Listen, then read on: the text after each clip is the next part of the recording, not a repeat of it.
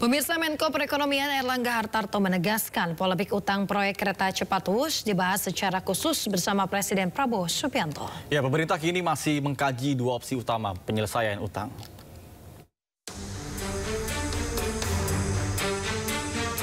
Menteri Koordinator Bidang Perekonomian Erlangga Hartarto menegaskan polemik mengenai restrukturisasi utang pada proyek kereta cepat Wus akan dibahas secara khusus bersama Presiden Prabowo Subianto.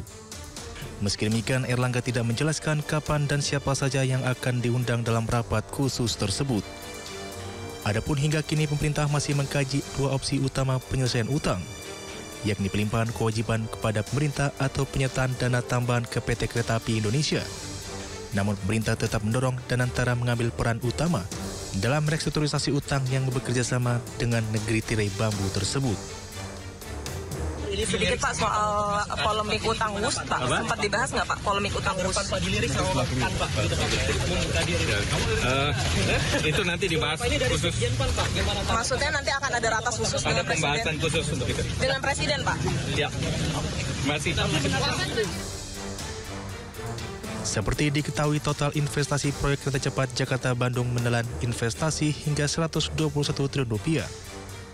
Sebanyak 75% diantaranya dibiayai melalui pinjaman dari China Development Bank dengan bunga 2% per tahun.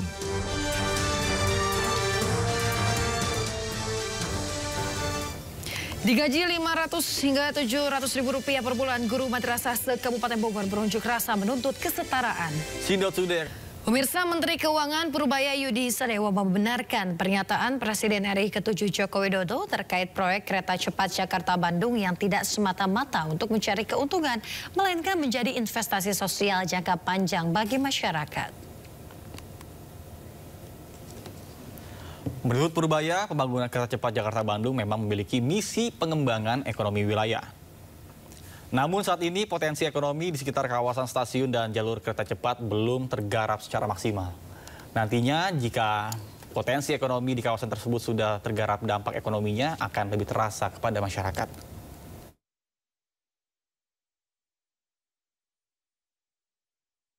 Dapatnya juga sedikit karena kan sebetulnya ada misi regional development juga. Tapi yang regionalnya belum dikembangkan, mungkin di mana ada pemberhentian di sekitar jalur bus supaya ekonomi seperti itu dikembangkan ke depan. Jadi Pemirsa, sebelumnya Presiden Indonesia ke-7 Joko Widodo menyebut proyek kereta cepat Jakarta-Bandung untuk mengatasi kemacetan di Jakarta dan juga Bandung. Ya, sekaligus meningkatkan produktivitas masyarakat, Jokowi juga menolak jika ada yang beranggapan jika Wus mengalami kerugian. Terkait dengan polemik utang Wus yang kian membengkak, Jokowi pun menyebut utang tersebut bisa berkurang seiring berjalannya waktu. Transportasi massal, transportasi umum itu tidak diukur dari laba, tetapi adalah diukur dari keuntungan sosial. Social return on investment. Apa itu?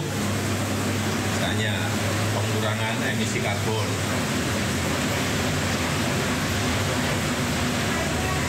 produktivitas dari masyarakat menjadi lebih baik. Kalau penumpangnya sekarang per hari kan kayak bus itu sudah 19.000 dan sudah mencapai penumpang sampai 12 juta penumpang. Itu kalau setiap tahun naik orang berpindah, ya kerugiannya akan semakin mengecil.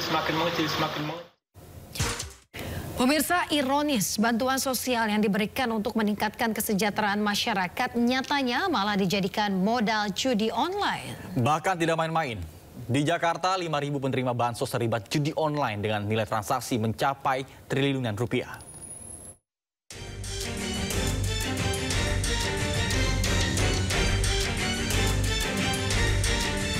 Pemberian bansos sejatinya untuk menanggulangi kemiskinan dan membantu memenuhi kebutuhan sehari-hari. Namun sayangnya, banyak yang menyalahgunakan bansos dari pemerintah untuk judi online. Di Jakarta sendiri, ada 602.000 warga Jakarta yang terlibat judi online. 5.000 diantaranya tercatat sebagai penerima bansos. Nilai transaksinya mencapai 3,12 triliun rupiah. Pemerintah Provinsi Jakarta pun akan mencabut penerima bansos yang terlibat judi online. Nah ini 5.000 diantaranya diduga penerima bansos. Sedih Pak Asep. Terpaksa kita cabut ini. Kita ngeluarin anggaran untuk subsidi bansos buat KJP, KJMU, BPJS. Digunakan, memang nggak semua. Yang kita keluarkan itu misalnya ke KJP 700.000, KJMU 600.000. Tapi masih ada sekitar 15.000. Akhirnya uang kita ini, uang bansos ini larinya ke judi online. Nah ini prihatin kita. Sementara itu, PPATK juga mencatat jumlah pemain judi online di tahun 2025 mencapai 8,8 juta orang.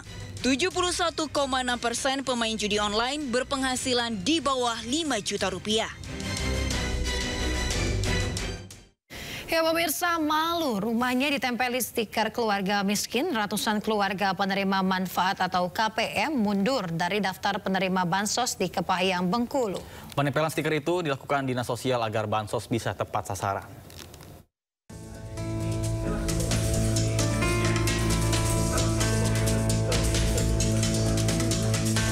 Petugas mendatangi satu persatu rumah warga yang masuk dalam daftar keluarga penerima manfaat atau KPM dan mendapat bantuan sosial bansos di Kabupaten Kepahiyang, Bengkulu. Kedatangan ini untuk pemasangan stiker keluarga miskin di bagian depan rumah. Sontak ratusan warga yang tidak ingin rumahnya ditempel stiker itu memilih. Ya pemirsa, malu rumahnya ditempeli stiker keluarga miskin. Ratusan keluarga penerima manfaat atau KPM mundur dari daftar penerima bansos di Kepahiyang, Bengkulu.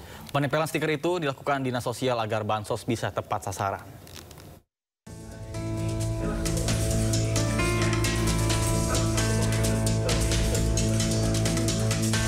Petugas mendatangi satu persatu rumah warga yang masuk dalam daftar keluarga penerima manfaat atau KPM dan mendapat bantuan sosial bansos di Kabupaten Kepahiyang, Bengkulu. Kedatangan ini untuk pemasangan stiker keluarga miskin di bagian depan rumah. Sontak ratusan warga yang tidak ingin rumahnya ditempel stiker itu memilih untuk mundur. Menteri Sosial Saifullah Yusuf pun buka suara. Mensos menyebut penempelan stiker keluarga miskin itu merupakan inisiatif daerah. Namun pemerintah terus mengecek penerima bansos. Ya, itu inisiatif daerah ya.